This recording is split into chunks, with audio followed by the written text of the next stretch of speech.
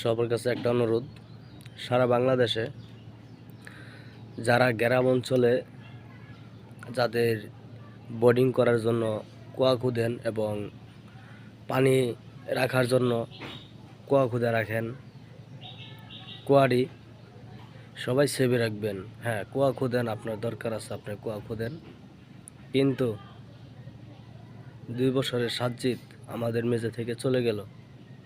এরকম যেতে আর কোনো মা বাবের ভাই বোনের সন্তান না হারাইতে হয়, একটা কথা মাথায় রাখবেন,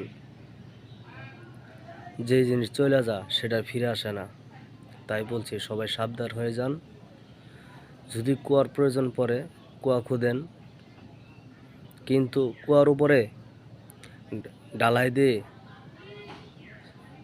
করে রাখবেন, ছাদ দিয়ে রাখবেন, না হলে যে কোনো কিছু দেয়া কুয়ার উপরে কিছু রেখে দিতে চেষ্টা করবেন, বাড়ি কোনো কিছু।